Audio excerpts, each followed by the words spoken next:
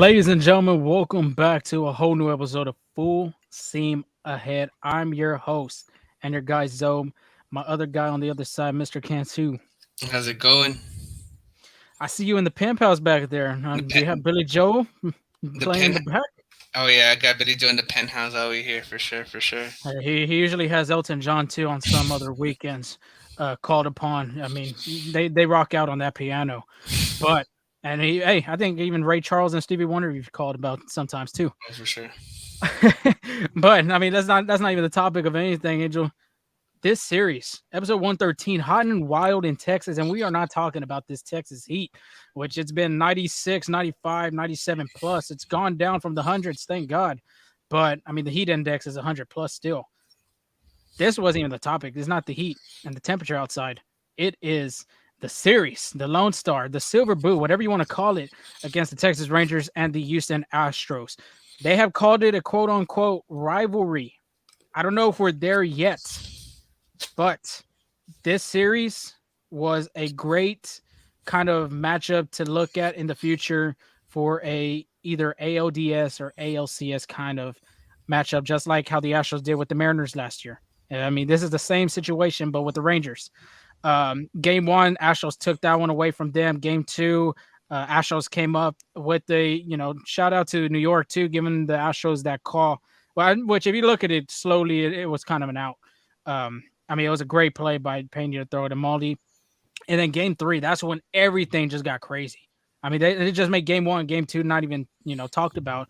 It was game three being with Simeon, Maldonado, benches clear, everything like that. We'll talk about that in a minute. But Angel, give me that one word, describe this series. I mean, AO, number one in the AOS, divisional opponent. You're trying to come back and get that division from them. What's that one word? Oh, it was fierce. Fierce is the word. They fiercely competitors. They were both back and forth action. They both wanted to win the series, win every game. They played fiercely out there. They let loose, and you can see that in game three where the emotions got the best of both clubs at that point, where they ran with the series. But even in game one, going back and forth, back to back, we do something, I do something bad. Like I retaliate. It was a fiercely competitive game, and it's great to see because that's probably a postseason matchup right there. Yeah, I mean, it looks like a postseason matchup, really. But I mean, game three. Let's real quick. We're just gonna recap. Simeon, Maldonado, the one of the main ones that got ejected. Andrew Heaney hits Alvarez. So Framber next inning hits Simeon. You hit my best player, I'm gonna hit your best player, kind of thing. That's that old school baseball right there. That there, I mean, that's not a lot talked about in these days, but that happens. Next at bat, Simeon hits a home run, runs around the bases, waiting for Framber to look at him. Then he could say something. Didn't say nothing. Framber didn't say nothing. So Simeon passed by Maldi. He tells him something. Next appearance comes up.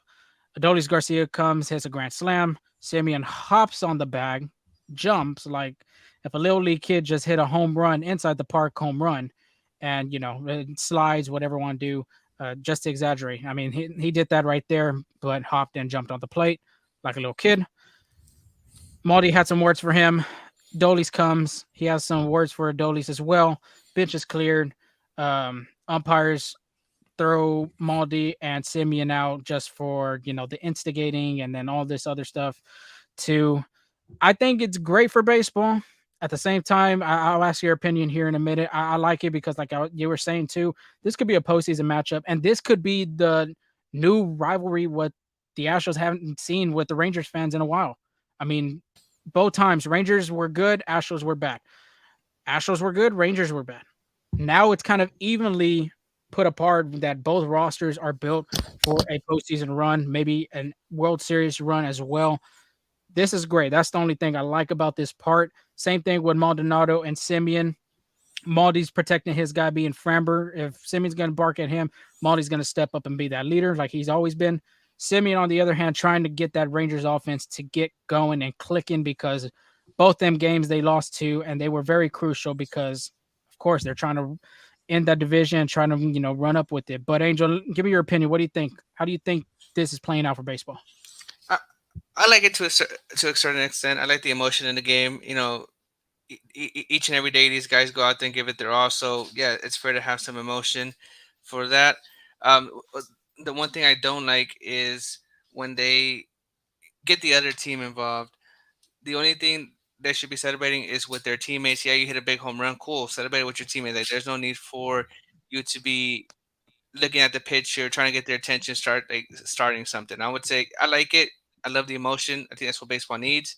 But at the same day, keep it to your club. Keep it to your your guys in your dugout. Completely agree. And then after, of course, the media was going to talk to both players. Really, Simeon being the guy that was more vocal about it.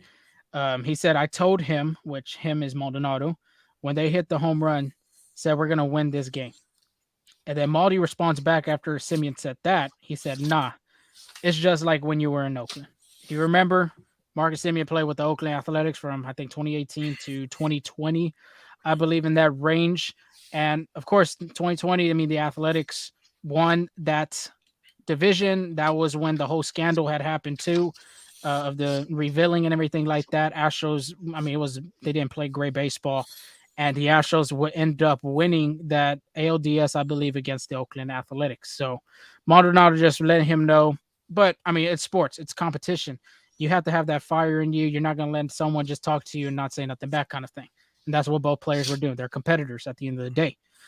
But Angel, other than that, let's talk about our shout outs from this Texas series. And the first one being is JP France for me. This guy continues to prove us wrong. In our over under segment, this is the second time we said the under in 7 innings for him. And he just proved us wrong again. 7 innings, 5 hits, 1 run, zero earned runs, 2 walks, 3 strikeouts. Honestly, I think he could have won more. He had 84 pitches in his arsenal, 52 strikes. Um, at the end, though, you could look at he was losing command. But the real numbers right here, Angel. I mean, since June 4, France has had 8 of his 9 starts, quality starts. 8 of those 9, quality starts. Lowers his ERA to 2.87 after the All Star break in 3 starts, which was the Angels, the A's, and the Rangers. He is 2-0 with a 147 ERA, and he has only allowed 3 earned runs. This guy is the most consistent pitcher right now in this Astro starting rotation, no doubt. And he is showing out every day. And like I said before, and I say it again, he's going to continue to prove those guys being the front office of Dana Brown, Jim Crane, like, hey, you could have put me in this roster to begin with, but you put me in AAA. I'm just showing you out right now. Oh, I agree with you. I think he's been the Astros' unsung hero. When you talk about rookie pitchers, not just with the Astros, but in baseball overall, Hunter Brown was in the conversation for Rookie of the Year, for all those big categories. But JB France was kind of like a shadow, like a silhouette in the background. But now he's like you were saying, he's proven himself worthy to be in this roster in the entire season, but also in the playoffs and in years to come. I think it's been a big boost of confidence for the Astros that have on him in the mound, but it also boosted confidence for JP France. He did it against one of the hottest offense in baseball, and Mhm. he went 7 innings strong, quality start, 0 earned runs. That's the crazy Yeah.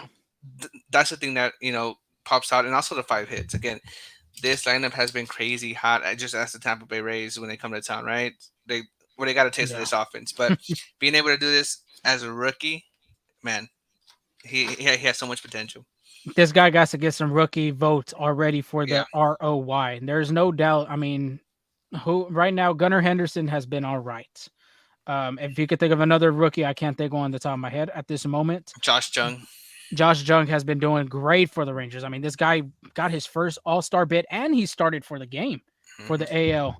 So I mean, this man has to deserve some votes. I think he could finish top 5. He continues to go like this, he could honestly be top 3 I because believe so. he's really helping this Astros rotation. I mean, Framber hasn't been himself. Javier's the same way. I mean, Hunter Brown looks fatigued. This guy has stepped up numerous times, and 8 of those 9 starts have been quality. I mean, that's the biggest number right there for me. I mean, he's gone 6, 7 innings plus, and showing out that his longevity is still good, and everything like that for this team. Yeah, stash power. Speaking of someone who sometimes sports a stash, Alex Bregman, 5 for 11, 1 home run, 3 RBIs, and a walk in his last 7 games. 385 batting average, 429 on base percentage, 885 slugging, 10 hits, 4 earned runs, 7 RBIs, and 2 walks in that span. Post All Star break in 12 games, just to give you uh, a little glimpse of how hot he's been. 365 batting average, 1,150 OPS. Before the All Star break, he was batting 239. Post All Star break, post All Star break, he was able to get his batting average to 256. A great number. Again, Bregman has been on a different level, and it's needed for sure because again, Altuve and Jordan Alvarez have been out for an extended time. Tucker, Bregman, and Chas McCormick have been phenomenal and stepping up in those roles, taking it up. And hats off to Salsa was Salson for sure.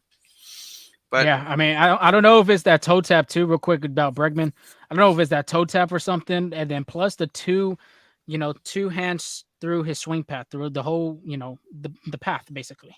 I think that's been a big help for him, and that's usually not Bregman. If you look at all his at bats from 17, 18, 19 through on until here, until the present being 23, that's been a big difference in his mechanics. And then the same thing with the follow through. I mean the toe tap. I meant now that's different because usually he has that little slight little leg kick, but now the toe tap has given him a little bit more comfortability at the plate. I'd say. yep, it's a game of adjustments. Do what you're gonna do in order to get on base. Chas McCormick is hotter than the month of July, hotter than the month of June. 3 for 7, one double, one home run, 7 RBIs. It kind of shows some Altuve-ness in him. Hitting a game-tying grand slam against a rodent, Chapman. Again, phenomenal, phenomenal. He's That's the been only way lately. you could say. Yeah, I mean, this dude has been raking 6 RBIs in one game too.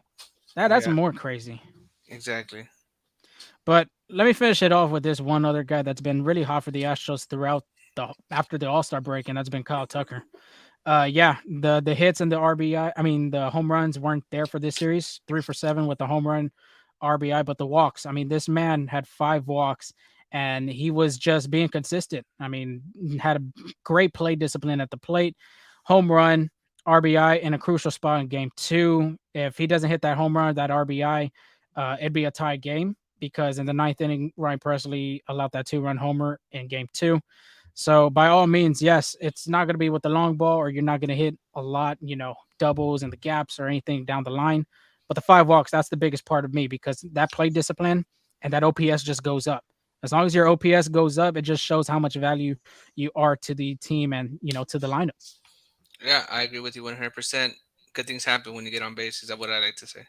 Yeah, and then last thing too, before we move on to our new segment, New. Alvarez and yeah, new. We'll talk about that here in a minute. Alvarez and Dusty Baker had a conversation regarding Alvarez being the third spot in that lineup. And usually that's where Jordan hits.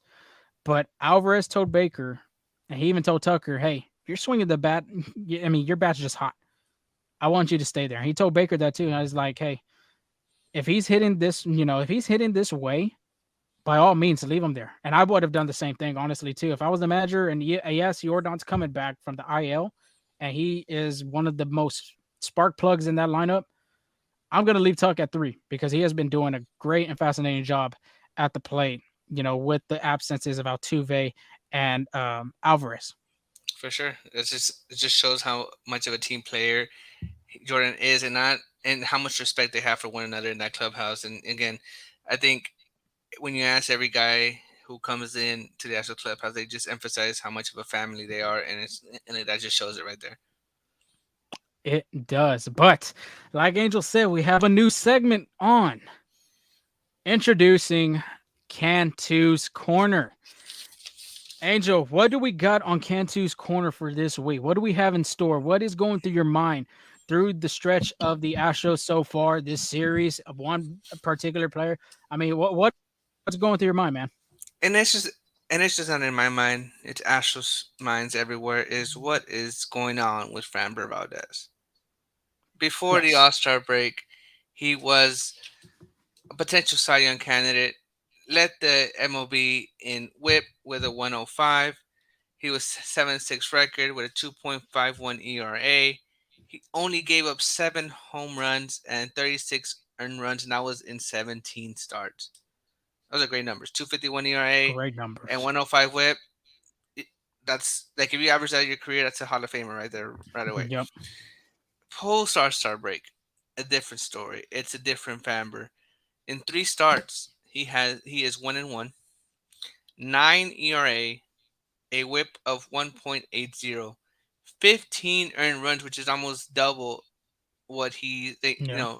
almost double the amount he's had in 17 starts. This is just in three, and allowed 4 home runs. Again, the entire from opening day to All-Star game only allowed four. I'm sorry, 7 home runs. And Hmm. now in the span of 3 starts, he's allowed four. And just to give you a little bit more context, against the Rangers, he threw 80 pitches, 44 sinkers. Again, he's a sinker baller. 19 changeups, 15 curveballs, and 2 fastballs. Something that caught my attention right away when I was researching thing is zero cutters. That was a Mm. big pitch in the beginning of the season for Valdez. Let me take you to Oakland. 96 pitches, 48 sinkers, 25 changeups, 18 curveballs, only 5 cutters. They take it to LA. 35 sinkers, 31 curveballs, 27 changeups, 8 cutters. Again, this is all Hmm. post All Star break. Obviously, command's been an issue too. Against Texas, he threw 40 pitches in the strike zone, 40 pitches out of the strike zone. But what I noticed is that, yeah, pitchers are going to throw out of the strike zone purposely, but that's to get swings and misses, right? So for the most Hmm. part, they're missing either high in the corners or low in the way. When I was looking at these numbers, Framber Valdez was sporadic. He was everywhere.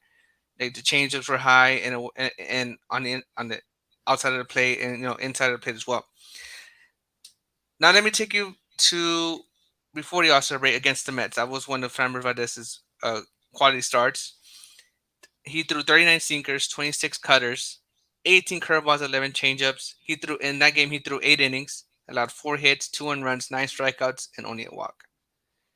He did Wow. miss. He missed effectively. So Hmm. what I mean about that is he tried to get batters to chase again, missing high with the velocity in the inside corner and then low with the off speed.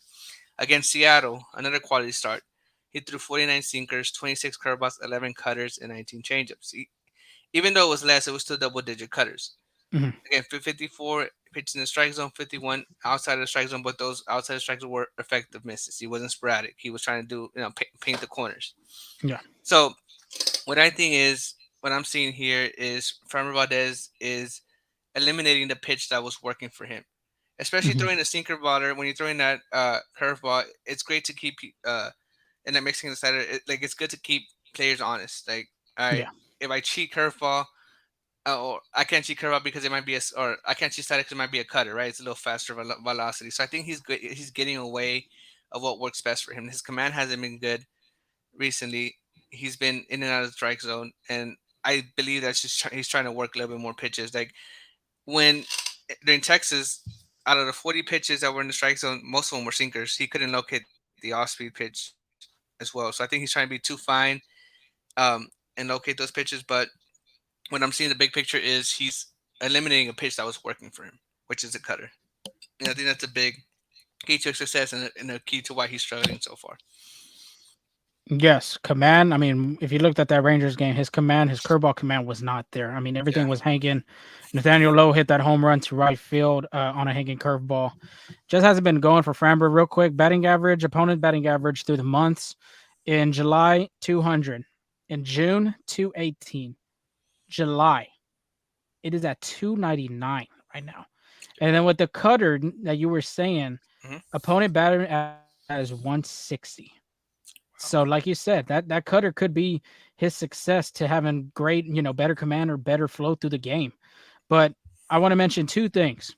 One being, is he hurt?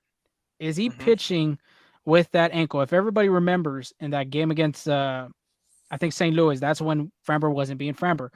And then later on through the posts, I don't know if it was post game or through the next couple of days, they were reported saying that he had ankle soreness, right? I think it was right or left, one of those ankle sore, and one of the ankles. You think that could be the key of where he's losing his focus, there could be something lingering right there because after that start against the Mets, like you're saying, that was a quality start. The Cardinals, he wasn't doing too well. The rest of, I don't know, I don't have the numbers right now with the teams on me. I mean, LA, I mean, yeah, 13 strikeouts is great, but remember too, he caught a cramp during the game, gave up 5 earned runs. Oakland, he always has great success against them. He last time he pitched over there, he pitched a shutout, but then he gave up 4 earned runs, I believe, in that game against Oakland. So it could be an injury, honestly. And then two, I think it could be the pitch clock. Yes, Yeah. if you know, Framber, I mean, he's had success already with the pitch clock in the beginning, but you know how Framber is. Framber, if he's not having a great game, that face, mad dog. He is mad throughout the whole thing. If he gave up 1 run, that you could just see it in him. It bothers him. And as soon as not making a great pitch, you get off the mound, you have like literally maybe 2-3 seconds to breathe, and you got to get back on that bump before that time runs out. So, two of those things I think that could be really bothering Framber. People were saying earlier too on social media. I even heard it on the radio earlier today. Framber's not the ace, and I highly disagree with that. This guy is an ace. He has shown. If you look at the World Series, if you look at the postseason stats, I mean, who did better, Framber Valdez or Justin Verlander? Justin Verlander just barely received his first win in his career. Framber Valdez got 2 World Series wins in that game against Philadelphia. He only gave up 2 earned runs to a good lineup. That lineup wasn't bad. Bryce Harper, Kyle Schwarber, Bryson Stott was hitting good.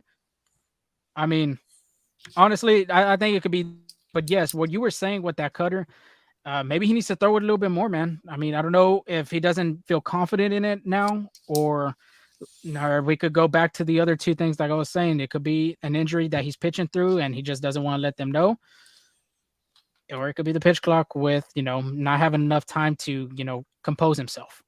Yeah, and I think a big part as well is he's pitching against teams he's seen early in the season. Like this is the second time he's pitched against the Rangers, second time he pitched against Oakland, multiple times against the Angels. So it could be a thing where he's trying to be too fine, change up locations so they don't get accustomed to what he's throwing. But sometimes it's just like, don't change what's working, like if it ain't broke, don't fix it type of thing, right? But I think he's just like trying to give a mixed looks, change the thing, maybe a little too fine. But I do agree with you when you said he might be playing through an injury. These guys are competitive; they want to be out there. They might not disclose what's bothering them, and unless they notice something different between like the way he's stepping, or unless he comes out and say it, they're never gonna know. He's gonna keep doing it. So again, it could be that maybe he's I and I don't think this is the case, but it might be like he's a little upset after the All-Star break. But I don't think Yeah, that these guys too. are yeah, like these guys are professionals, so I don't think that's the case. But it could be an injury, or he's just trying to be too fine.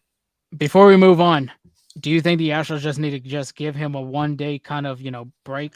Just I don't think so, but at the same time too, it could be fatigue. I mean, this man pitched since November. He didn't pitch in the WBC, but I mean, he did pitch a career high in innings last year. So, do you think maybe that he just needs to skip one start, or I mean, what's your logic on that?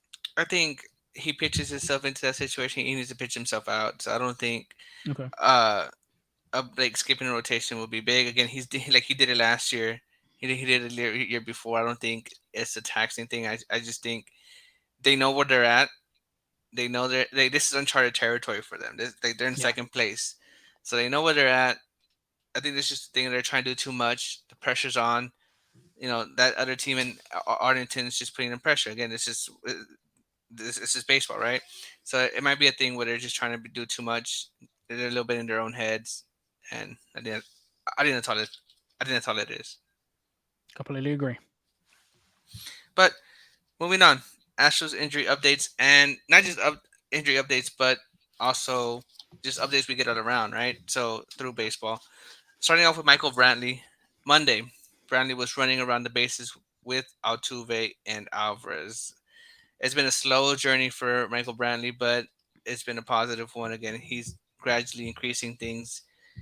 Moving on again, I'm still not confident we'll see him this season, but hopefully he proves me wrong. Jose Urquidy made his third rehab start with the Corpus Christi Hucks. 4 innings pitched, 1 hit, 0 earned runs, no walks, 4 strikeouts, 53 pitches, 37 of them strikes. That's pretty impressive right there. That is pretty damn impressive. 37 strikes out of 53 pitches. That's what gets me. How many? Now my question to you is though, how many more rehab starts do you think he'll make before being activated? I mean, to me, he looks ready. I mean, yeah, and if you look at that number, I think it does. But I'm gonna say 1 to 2. I think two being the max. If you remember, I had said in like two podcasts ago that he is targeting early August. Well, August is next week. He'll have one more rehab in when if he pitched on, I believe that was Tuesday or Wednesdays, he'll probably pitch on the weekend or on Monday. So there's a possibility that he'll pitch two more or just one. But I think he wants to target 70 pitches as well as he had said before. But I completely agree. I mean, shoot, four innings pitch, one hit. Yeah, it is a double A team, not the best. Corpus Christi, of course, being double A, triple A is being the Space Cowboys. But at the same time, too, I think it's kind of you don't want to rush him, but it's like, hey, we need help kind of thing because our arms are taxed and your Mhm. arm is fresh.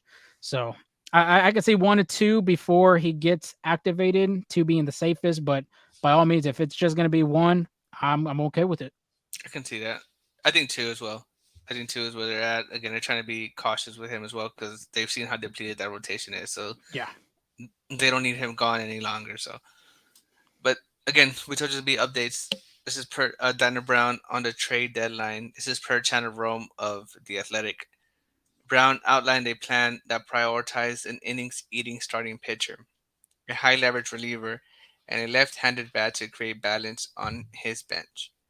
He said he was given full authority on decision making from owner Jim Crane. That's what you like to hear. That's the Jim Crane that wants to win. That's the man that just put it right there. Let's go. Let's go after him.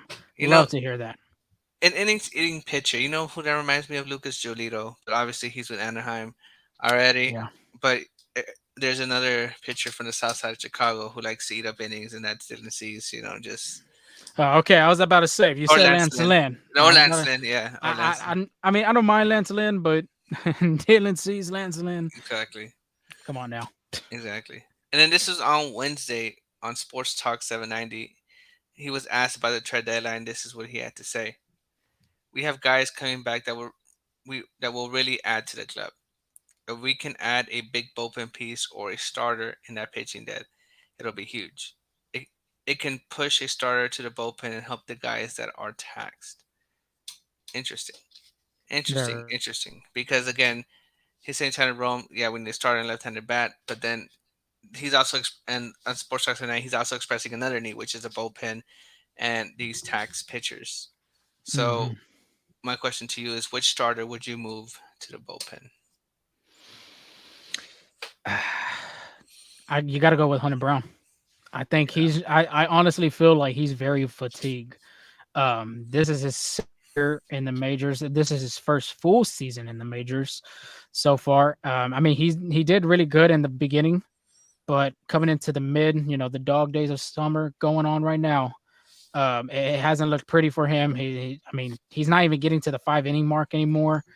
If he does, he's done. I mean, he did that. I think he recently did that with the Oakland Athletics. He pitched a really good game, but I think he just needs a breather. And he did really good in the postseason. If you remember, they put him in the bullpen in the postseason, and I mean, he did really great for his first time, being in that type of environment, shutting down the Yankees, shutting down the Mariners. So I could see him going back to the bullpen when Urquidy comes back. I mean, because JP France has been pitching great, but again, too, you got Brandon Bielak. If you look at the starting five right now, if you add Urquidy back, Framber Valdez, Christian Javier, JP France, or yeah, JP France really, Jose Urquidy, and then the number five is just open. It's either Brandon Bielak or Hunter Brown, but I got to go with Hunter Brown because he looks very fatigued. And I think we're missing a big guy, Ronel Blanco. He hasn't been like a starting pitcher either, Mhm. so him helping out the bullpen as well will be pretty good for sure. And I'm surprised though. I'm surprised they haven't gone to like a 6 man rotation with Ronel Blanco. I think he really helps those guys out, get the extra day of break. But Mhm.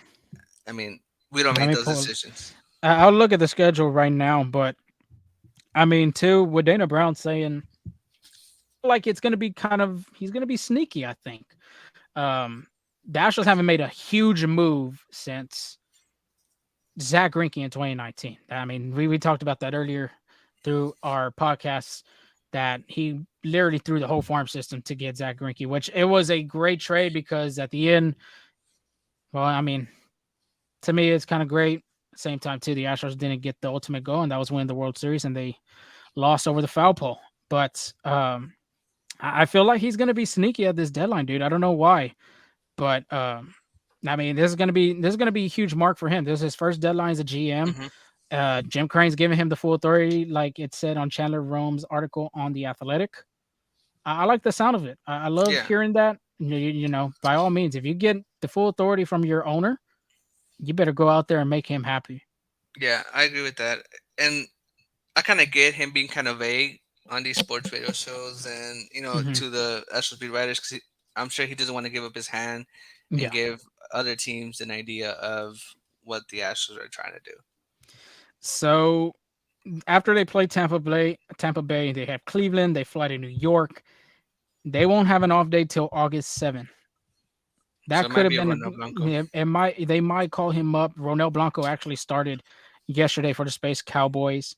But yeah, a possibility that they could add a six, go to a six-man rotation because I mean these arms they're not getting any better. I mean they're taxed, they're tired. Um, but I mean let's go with the preview already, Angel. I mean Tampa Bay Rays, one of the best teams in the American League. There's no doubt about that. Yes, they have been sluggish after the All Star break, and even before the All Star break, they were kind of slowing down. Still a great team. Still a great team. Still a great pitching staff. They got great offensive players they got over there too. 62-43 is their record. Second AL West behind Baltimore. 2-8 in their last 10 games, and they split the series against the Miami Marlins. Like I said, it's a great offense, great pitching staff, even a great bullpen over there. I could honestly see them making some moves at the deadline as well. But let's get started. Friday. Who doesn't love the weekend, Angel? 7-10. Christian Javier, 7-2, 4.32 ERA. That is shocking to say that. I mean, Christian Javier, like I said, versus Shane McClanahan. This guy's a Cy Young kind of guy. And I think he's up. I think, honestly, right now, he's the favorite between him and Garrett Cole. 11-1 with a 2.89 ERA. Christian Javier, his last outing at Oakland, 5 2/3, one hit, two earned runs, six walks, five strikeouts. That does sound like a good stat, but when you hit that six walks, that doesn't sound good at all. I mean, that was a career high in his, ever walking six batters. Did not face the Rays earlier in the season. Javier's career, though, versus against them Rays, dude. Three starts, 2-0 with a 169 ERA, 16 innings pitched, seven hits, three earned runs, eight walks, 17 strikeouts. Angel, how big is this matchup going to be for Christian Javier? He's had two decent starts after the All Star break. This is the team right here, I feel like, is to show. How big is it for him? Oh, it's huge. It's huge. This is gonna give a better glimpse to Astros fans what Javier we're getting. Are we getting vintage Javier, or we're getting I don't want to say, but 2023 Javier, because he's been kind of like inconsistent so far. Mhm. And if you look at those numbers that you were reading against the Rays, that's what Astros fans are hoping that we'll do like a repeat of how Javier has pitched against the Rays. But again, like we're looking at a different Javier. It's Yeah. gonna be very important for him to get command. Again, six walks, that's not good. He did hit 95 though, which is a great thing to see. Mhm. Last outing he did hit 95 because he's been that was his old average. That was like 95, 96. Now he's been 92, 93. So again, a few ticks off the fastball, but those ticks make a difference. So I think this is a huge start playoff matchup again. Tampa Bay, they're number two in the AL East right now, but number one in the wild card. So this is a team the Astros might see in the postseason. Yeah, Nationals have played great competition. Well, their teams above 500 winning percentage, they play really great.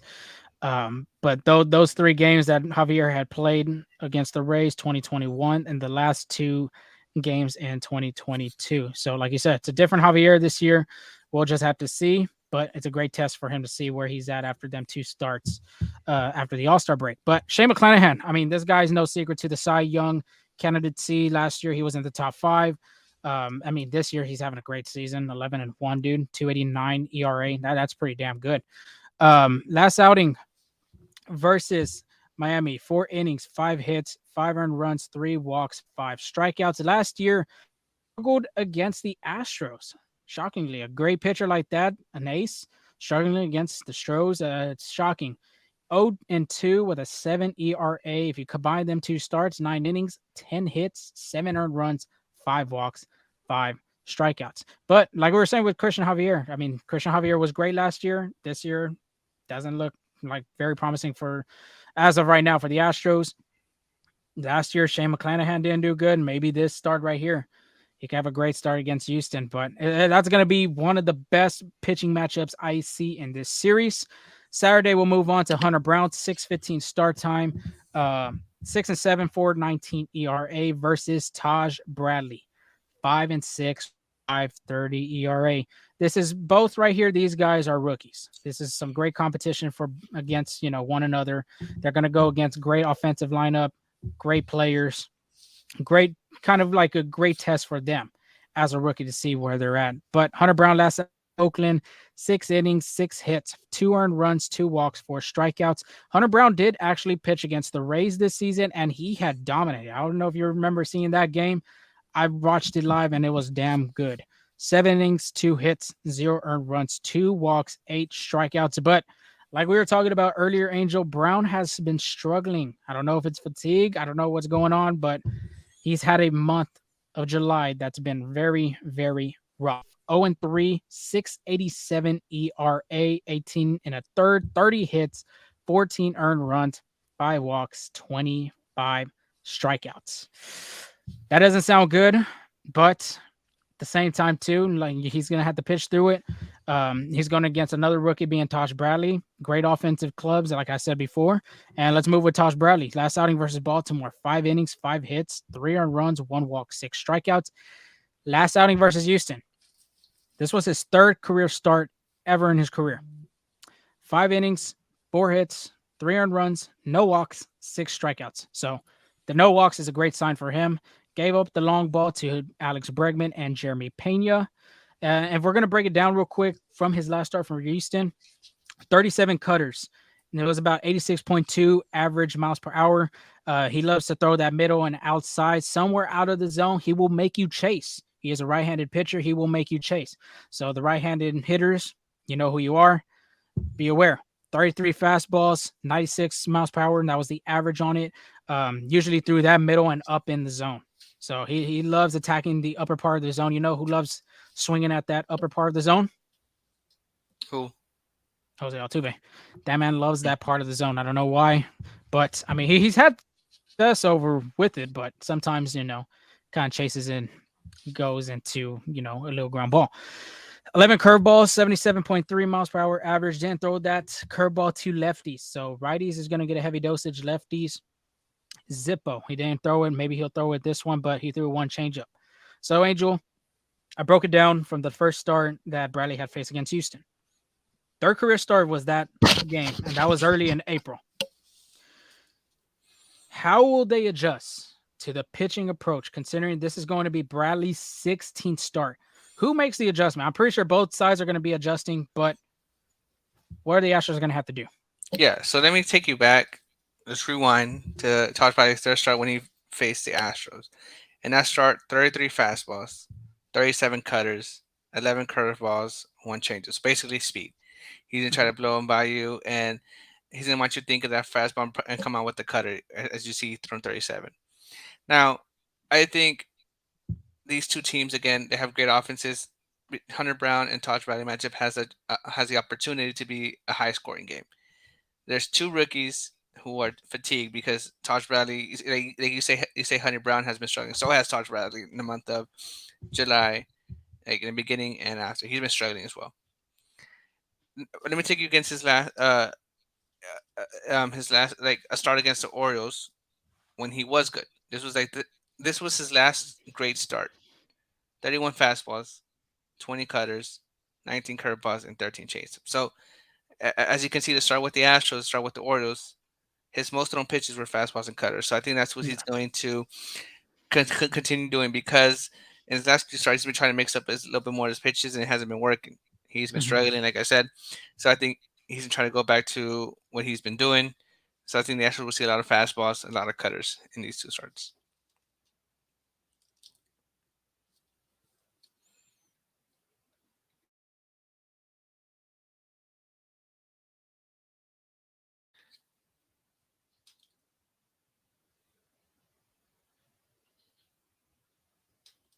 I guess I got the rest. On Sunday at 110, Brandon Belak, he's 5-5. 3.62 ERA versus Tyler Glasnow, 3.36 ERA. They say he throws heat because he kind of looks like Oppenheimer a little bit, but he's pretty good. But let's start with Belak. Last outing versus Texas, 4.2 innings pitched, 6 hits, 6 runs, three of them earned, 4 walks, and 5 strikeouts. He got roughed up a bit. Um, he got roughed up a bit, but again, Belek hasn't been that consistent so far. Hey, it's baseball; things happen, right? But he's looking for a bounce back season. I'm sorry, a bounce back game with Tampa Bay. It won't be easy because again, he struggled with Texas, but he has the opportunity to do it. Now there's a guy Tyler Glass now. Last outing versus Miami, 7 innings pitched, 2 hits, 1 run, 2 walks, 8 strikeouts. He did settle down in July. He dropped his ERA down from 4.50 to a 3.36 ERA, which if you're in the threes, that's where you get all your money's worth. You're pretty good. So the fact that he was able to do that shows how great his stuff is, shows how great he is. He's been dominant against right-handed hitters. Against right-handed hitters, he has a 1.59 opponent batting average, 3 earned runs, 2.6 WOBA, which is great. Again, he's been lights out against right-handed hitters. Against left-handers, it's been a complete story, completely different story. Tyler Glasnow against left-handers is 2 point has a 258 opposing batting average, 20 earned runs, 346 WOBA. So again, the Astros is a right-handed hit heavy lineup. The only two lefties that would probably be in it at the same time is Jordan Alvarez and Kyle Tucker. So this is the game where if they're gonna produce this is the guy they want in the mound because he's been lights out against right-handed hitters. Welcome back, Zoe. I know I took over your segment, Go trying to keep ahead. the show on the road. Go ahead. Keep it going. We've been having a little bit of technical difficulties today, and it has not been pretty. But go ahead. Tell the fans what's this last matchup we're looking at. I just finished it out. It was Tyler Glass now. I was reading how he's been dominant against right-handers and not that dominant against left-handers. Yeah, I mean, this guy, I mean, broke into the scene, what, 2019, 2018, one of those years. I mean, he was one of the best pitchers from the Pirates organization. Then he joins the Rays in that trade for Austin Meadows. But yeah, Tyler Glasnow is going to be a great pitcher. He had a great start against the Marlins. But Brandon Belak, let's talk about him real quick. Versus Texas, 4 2/3, 6 hits, 6 runs, three of I, them being earned. I did that one already. I told you. I was wondering if you did. Anyway, I finished Joe, everything. you did. You finished Yeah. everything. We're good. Like I said, everyone, sorry for our technical difficulties. It's been bouncing the whole day for us. We finally got it going. Then all of a sudden, want to do that again. But those are the matchups. I mean, it's going to be a great series against the Rays. It's another tough test for the Astros. Like I said before, they play great against 500 winning percentage teams. This is just going to be another rough going. Next, they got the Cleveland Guardians. After that, the New York Yankees, and then the Baltimore Orioles. So, I mean, they ranked with the hardest schedule. I think fifth. I want to say. Hmm. So I mean, great competition come for the Astros before they head into October and really, start going for that competition in the postseason. I agree. I agree with you 100%. It's gonna be a great series, playoff atmosphere. This is gonna be a key game, just like how it was with the Rangers. And honestly, if the Astros can come out with a series win, they should Astros fans should be confident in the postseason because Yeah, there's a high chance they can make it. I know they're second place, but see the Washington Nationals what they did in the wild card. The Braves, I believe, no, the Braves won the division. They were in the wild card. Dodgers as well. I'm against the Padres. Hmm. So once you, it's like once you punch your ticket, anything can happen. Just look at the Angels. The Angels aren't even fighting for the division at this point. They're fighting for that wild card spot. They Hmm. put their they threw all their chips at Lucas Giolito and Reynaldo Lopez. So again, Yeah. it's just win and get Crazy in. move, real quick though. That I mean, throwing their number 2 and their number 3 prospect in their Yeah, farm system. That was very shocking for them too. Rentals, but at the same time too, I think they're just trying. Artie Moreno's just trying to prove to Otani that hey, we're here to win. We want you for the long run. So we'll have to see. of course, absolutely. And we'll get more into detail on our special and Trade also deadline special, yeah. on the Track Baseball podcast. But it is time for our MVPs and our hot takes again. I'm the king of 1 for 3s because that's what happened again. Bregman was hot. He was our he got a shout out, but Valdez couldn't. He was just I don't even want to talk about it. And then Astros will be tied with the Rangers in the AL West after the series. They had a chance, but now they're 2 games back. No. But again, it's a new week, new series. There's a new guy back.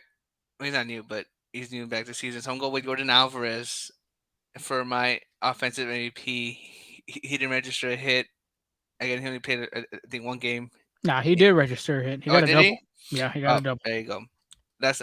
I think I just glimpsed through it. So he did register a hit, but he didn't hit a home run. So hopefully a home run happens this series, right? Good. My pitching MVP. I think this is going to be a tight knit game. Both the Astros and the Rays are either top 3 or top 5 in team ERA. So this is going to be a game to watch. So my pitching MVP is going to be Brian Abreu. I think the bullpen's going to be huge for the Astros and for the Rays, right? Because Hmm. if it's a 1-run game, 2-run game, because I think it's going to be a low scoring affair. It'll be a 1 game, 2-run game. Those bullpen guys are going to have to hold it down and get those holds in and set it up for Ryan Presley. So I would say Brian Abreu is my pitching MVP. And again, I just said it's going to be a pitching matchup. Both teams have great pitching. So my hot take is, and I know the Astros have a few rookies throwing, the Astros pitchers will outdo the Rays pitchers, and that's going to and the Rays are throwing Shane McClanahan in there. I think the And as Tyler Glass now. and Tyler Glass now. So my hot take is Wow. Astros pitching will be dominant against and outdo the Rays pitching. Very spicy hot take right there. That is one of the hot takes I've been waiting for you to come out with, man. Shoot, love it. But yeah, me did not go too well. Alvarez, I was hoping that he'd be returning in that series. Didn't return till like literally the last game. Brandon Bilek was not consistent this game. It was not his day. And I think my hot take was something with I think the starting pitchers were going to do better than the Rangers starting pitchers, which, mm, not really. I mean, Framber didn't, Brandon Bilek didn't. It was just JP France. So Yeah. it's a new weekend, like you said, Angel. New series. Got to go with Jose Altuve. That guy did not get a hit his first game back, but great opportunity right here against the Rays. I feel like he's a great guy to hit against these Rays pitchers, especially pitchers being McClanahan and Tyler Glass now. Let the rookie know too, Tosh Bradley. Welcome to this league with the Bomba, some way, somehow, but we'll have to see. Christian Javier is going to be my pitching MVP. Ooh. I feel very confident in him, dude. I feel very, very confident in El Repti. I feel like, yeah, them last 2 games were decent. He's missing that strong game, and this game could be right here against the Tampa Bay Rays. So I go with El Repti with my pitching MVP. And then the hot take. A lot of Astros fans were hoping for an Altuve or an Alvarez bomb in that game, that last game of the series. Let's have it this series. Why not? Ooh. I think both of them will Ooh. hit a home run this series. The Not Latin in the special. Yeah, not in the same game, but I mean, one will hit one game, one hit the other game. Hey, by all means, if you want to hit 2 in the same game, boys, go ahead on. But yeah, that's my hot take. Them are the MVPs. I like it. The Latin special for sure. Yeah. But let's move on to our over and under our last segment. Angel, I got actually a 1 point lead or a 2 point lead, I believe. One of those. I think I can't remember the last one, but you got 11. I got 14. It's new, man. You could catch up. You could catch up. Hunter Brown being our first one. Hunter Brown have 7 or more strikeouts. Oakland, he had 4. Colorado, he had 7. Seattle, he had 8. Angel, where we going? Over, under, man? Man, I'm gonna say under. Again, it's gonna be a tough matchup. If he goes over 5 innings, he has a chance. No, you know what? I change that pick over. Over. I think he can go over. Over. I change it. I honestly think it's going to be over, too. Let me real quick go back to our preview. In his last outing against Tampa Bay, he threw 8 strikeouts. Okay. So either the Rays make an adjustment or Hunter Brown just fatigues, which I don't think so. I think he'll get the seven, at least the seven mark. Like you said, the Astros really, and the Astros fans too, they need to see a 6 inning, 7 inning kind of, start from Hunter Brown. Mhm. It's been a while to see that, even though he did six against the Oakland Athletics, which by all means, they're not the best team.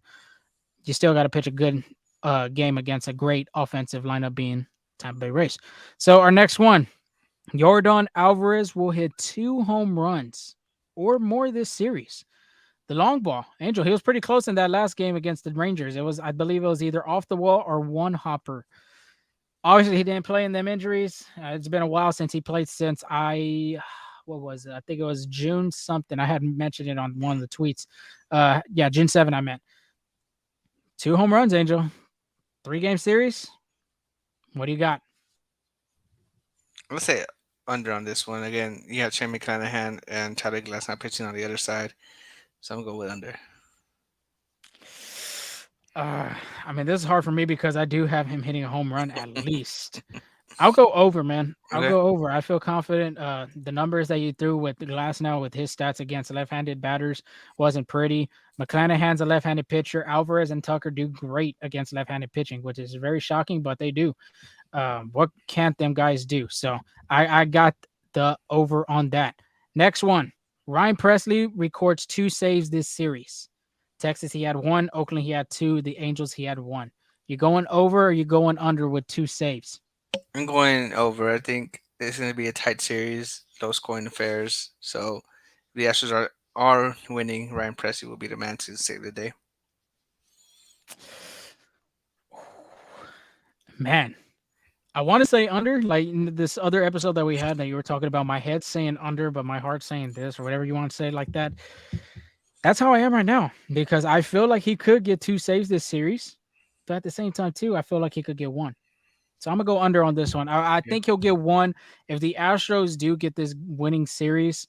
Um, for me, hopefully they hit a lot of they score a lot of runs to prevent him to come out of the bullpen. But I mean, too, Presley has been getting out of the bullpen a lot. I think he's at like 46, 48 around those numbers. So yeah, and he had a day off yesterday. Uh, so we'll have to see. Last one, Jose Altuve goes back to his hitting ways and records 4 or more hits this series. Like I said, I mean we've mentioned this before. We're going to say it again. Tough pitching matchups with Glasnow and McClanahan. Tosh Bradley could be the possible guy you could hit off of really a lot. We'll have to see. Texas, he had 0. The other series before, when he was playing without the injury, he had 3 against Texas and 3 against St. Louis. Angel, what are you going over, under? Over. Just like that. Just like Over. that. Over. Love it. Because I'm gonna go over too. I think he's gonna, he got 0 for 3 that first game coming back off the IL.